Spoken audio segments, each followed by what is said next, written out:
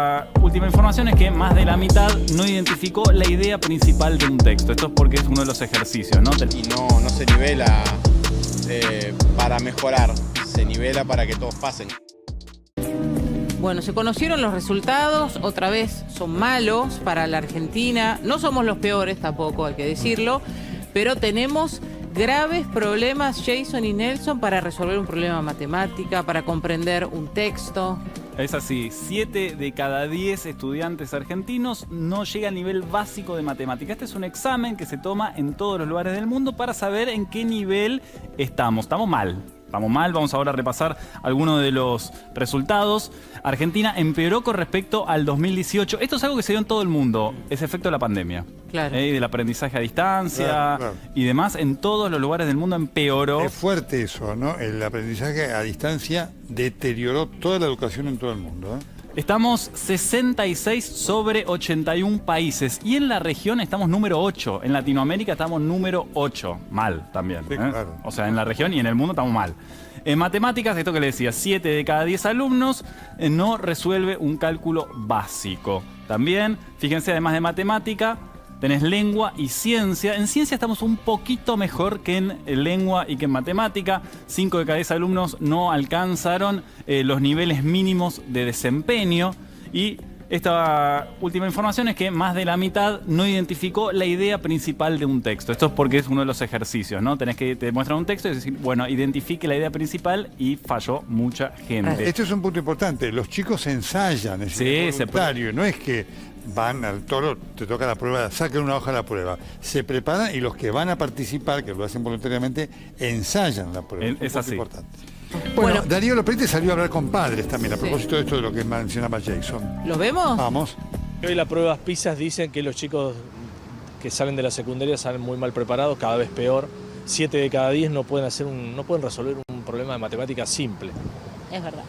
¿Hay un déficit en los chicos? ¿Salen mal preparados? Sí, el otro día me lo decía mi nieta eso. Abuela, la secundaria que yo hice no me sirvió para nada. Estoy de acuerdo con las estadísticas que dieron. ¿En qué lo notas? En matemática y en otras áreas también. ¿Y qué hay que hacer, según tu entender? Mejorarlo, enfocarse en eso, pienso yo. No lo hizo en escuela del Estado, lo hizo en privado. ¿Por Así qué? todo, ella notó ¿por que qué? no terminó bien. No terminó bien. ¿Y por qué lo hizo en privado? Porque la del Estado no iban las profesoras o no llegaba al nivel que ella quería y bueno. Pero me da mucha pena, la verdad me da mucha pena lo que está pasando. Estoy estudiando en la universidad y me encuentro con gente que no sabe comprender textos. ¿Qué se hace? ¿Qué has hecho en tu caso? Mi hija ha ido a particular, siempre pagándole una ayuda escolar para que la apoye. Sin Y eso, más en matemática. Se nivela siempre hacia abajo. Se está nivelando siempre hacia abajo y no se nivela para mejorar, se nivela para que todos pasen. También hay una bajada de línea que los chicos tienen que pasar y no pueden repetir. sí o sí. ¿Y eso deteriora la educación? Bueno, y me parece que no está tan bueno. No sé si debe pasar como sea, está bien. También hay un montón de otras cosas que hay que contener, ¿no? ¿Lo que viste hasta ahora no te gustó? No, para nada, para nada. Hay chicos en 7º grado que han salido sin saber operaciones básicas. Se viene arrastrando hace muchísimos años donde se viene fomentando de que estudiar no sirve, somos todos vivos, somos todos piolas y los pibes se la pasan atrás del telefonito y vos le decís, tenés que estudiar. Bueno, creo que hay una conclusión muy importante de todo esto, Sí. Dominique, ¿no? Más allá de la característica de la prueba que tiene un valor evaluativo. Pero para los padres, ellos no necesitaron las pruebas PISA para darse cuenta que sus chicos aprenden poco. Esa es una realidad clave, ¿no? Que tiene que ver con muchas cosas. Una de las que vos mencionaste, los docentes, y la otra lo que es, por supuesto, la tecnología, el celular y demás, y la desigualdad de la educación en la Argentina, ¿no? Absolutamente, absolutamente. Para eso sirve, para que estas cosas cambien. Entonces, creo que los diputados, antes que nada, van a tener que plantearse algo que es muy central. Mañana y el jueves, ¿quieren pasar a la historia como aquellos que dejaron que cientos de mujeres y cientos de cuerpos gestantes sigamos muriendo? ¿O quieren pasar a la historia como quienes realmente la escriben y quienes legalizan el aborto y quienes evitan la muerte de un montón de compañeras y de un montón de mujeres que hoy en día abortan y que tristemente, o digo, como un hecho de una realidad, van a seguir abortando, esté o no legalizado el aborto. Que contémosle a la gente, ¿no? Hoy se conocieron finalmente los resultados de la prueba PISA, que son las evaluaciones que se tomaron a niños de la escuela secundaria de 15 años el año pasado, en el 2022. Hubo un bache en la Argentina en el cual no se tomaron, se toman cada 3 años y eso fue debido a la pandemia. Tocaba en el 2021, finalmente esto se tomó en el 2022. El resultado realmente, si uno lo compara con todos aquellos países que forman parte de la OCDE, que es quien está detrás justamente de estas evaluaciones, es realmente muy malo. Hay un estancamiento dentro del mal desempeño que tiene la Argentina. Por ejemplo, 7 de cada 10 chicos no logran los niveles básicos en matemática. Entre, bueno, otras cuestiones como las que mencionaba Paulino hace un ratito, que tienen que ver con ciencia y con lengua. Cuestiones tan básicas como leer. Bueno, vamos a hablar con Laura Lewin, ella es especialista en educación. Laura, ¿cómo andás? Buenas tardes. Hola, ¿cómo estás? Buenas tardes. Bien, gracias Laura, por atendernos. ¿Cuál es la primera lectura que haces con todas estas cifras que íbamos contando recién, ¿no? Graves problemas para la matemática, para la lengua y también en ciencia. Mira, la realidad es que vos ves que cambia todo, ¿no? Cambian los programas de estudio, cambian los gobiernos, pero lamentablemente la educación no cambia, seguimos cada vez peor. Y yo siempre hago una diferencia, porque es importante que nosotros entendamos que no es lo mismo la escuela de ciudad, la escuela del interior y la escuela del interior del interior. Y cuando vos te vas alejando de las grandes ciudades, lo que vas viendo son escuelas en donde en muchos grados no hay docentes. Lo que vas viendo en muchas instituciones es que los chicos llegan a cuarto o quinto grado y no saben leer ni escribir. ¿Cómo puedes aprender historia? ¿Cómo puedes aprender ciencia si ni siquiera podés leer, si vos no podés escribir? Entonces me parece que en los últimos años tanta protección, y lo digo protección entre comillas, esto de avanzar aunque no hayas aprendido, lo único que hizo fue dejar al descubierto una educación que realmente está en muy malas condiciones. Chicos que están avanzando pero que no han aprendido. Y cuando vos no aprendés, y te estoy diciendo que aprendiste porque estás avanzando, la verdad es que te estoy mintiendo. Pero lo otro que es terrible, porque a mí me piden muchas veces que hable de qué pasa en otros países, ¿no? Y la verdad es que Argentina es bastante única en algunas cuestiones. Y vos lo que notás muchas veces cuando entras a un aula es que vos ves alumnos apagados, alumnos apáticos, alumnos que están como anestesiados. No hay pasión. Y esa pasión muchas veces tampoco la ves en el docente.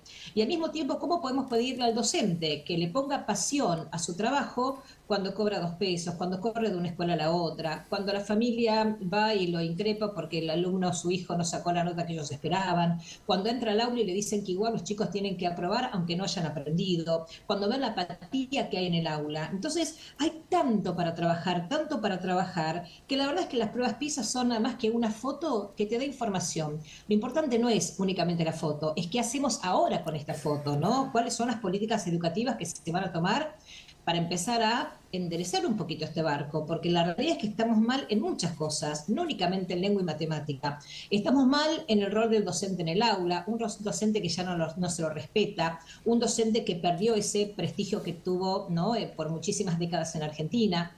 La familia que está cada vez más desconectada de la escuela y que no acompaña a los chicos que aprenden cosas que sienten que no tienen, ¿no? Que no tienen sentido, que no la pueden aplicar en su vida. Entonces tenemos que trabajar tanto, ¿no? Y ni hablar de la matriz didáctica, cómo estamos enseñando, porque muchas escuelas se siguen enseñando, Laura, como se enseñaba hace mucho tiempo.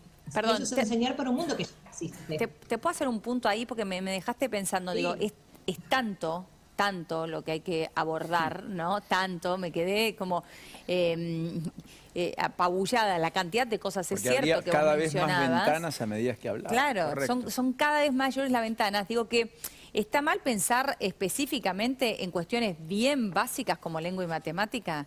Digo, porque nosotros hoy estamos poniendo el foco en lengua, matemática y ciencia porque es lo que evalúa la prueba PISA. Pero digo, claro, me parece que no es menor quizá decir, Mira, estamos tan mal que tenemos que volver a las bases. Algo básico, entender... Es que yo creo que hay que volver a las bases, hay que volver al respeto, hay que volver a los valores, hay que volver a una familia que apoye a los chicos. Y apoyar a los chicos no es hacer los deberes por ellos ni enseñarles en casa.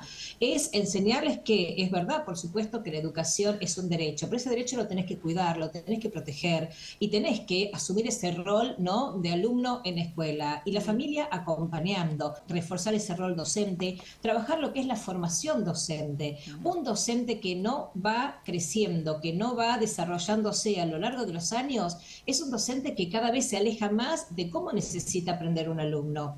Y ni hablar de algo que es importantísimo, y es empezar a enseñarles a los chicos a pensar. Se siguen muchas aulas trabajando lo que es la transmisión del contenido, el docente parado delante del pizarrón explicando, cuando hay la información la tenés a un clic de distancia. Hoy lo que tenemos que hacer es concentrarnos en que los chicos no solo aprendan el contenido, es ver qué pueden hacer con ese contenido. Sí, Laura, y muchas veces no hay tiempo para eso. Correcto, se dice habitualmente que hoy es aprender a aprender.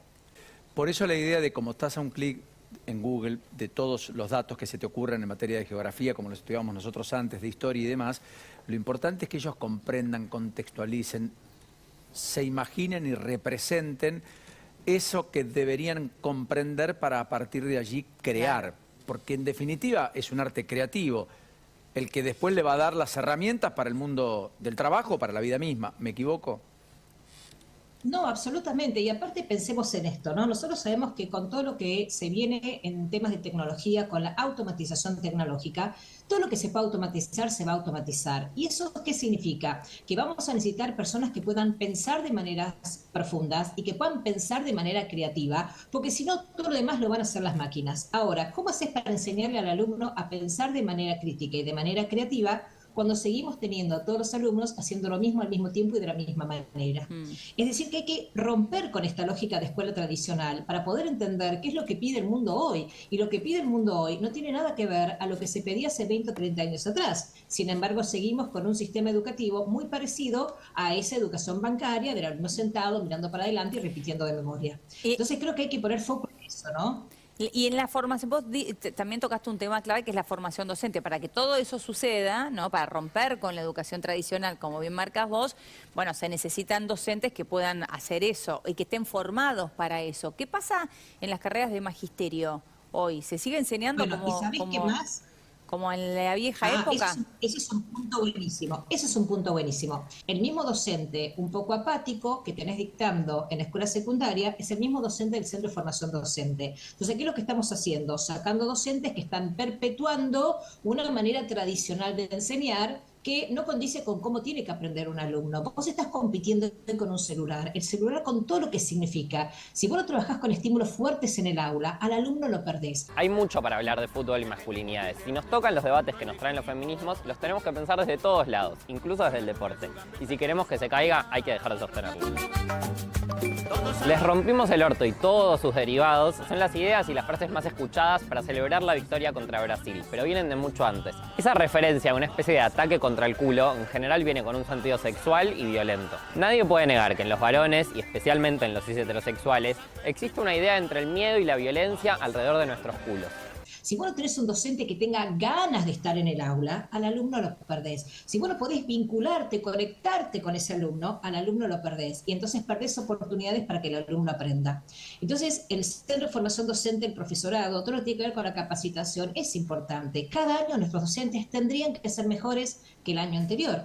Y tenemos que entender que nadie crece de manera sostenida de casualidad. Entonces, si no tenemos un buen programa de capacitación en las escuelas, los docentes no van a crecer por arte de magia. Entonces tenemos que trabajar mucho con esa visión de por qué hacemos lo que hacemos, de como equipo docente, ¿no? ¿Qué es lo que valoramos? ¿Qué es lo que queremos en la escuela? ¿Qué es lo que queremos que nuestros alumnos logren? Y para eso tenemos que trabajar en equipo. Pero tristemente en la educación, cada vez más los docentes trabajan solos, como si fueran silos, ¿viste? En el campo, los silos, bueno, cada uno medio separado del otro. Entonces hay que volver a colegiar en la escuela, a charlar acerca de la educación, a charlar acerca de qué necesitan nuestros alumnos, es volver a poner la instrucción en el centro de la escena. También mencionar a todo el equipo, a toda la equipa que ha estado trabajando. Se puede lograr un nivel de excelencia cuando tenés un equipo directivo y cuando tenés docentes que están apasionados y que saben a dónde están yendo y que haya coherencia. Pues si cada vez que viene un gobierno nuevo, viste, tira y empieza de vuelta, no tenés la continuidad que necesitas, porque transformar la educación requiere de tiempo, de mucho tiempo. Por eso necesitamos coherencia y necesitamos sostener en el tiempo las mejoras.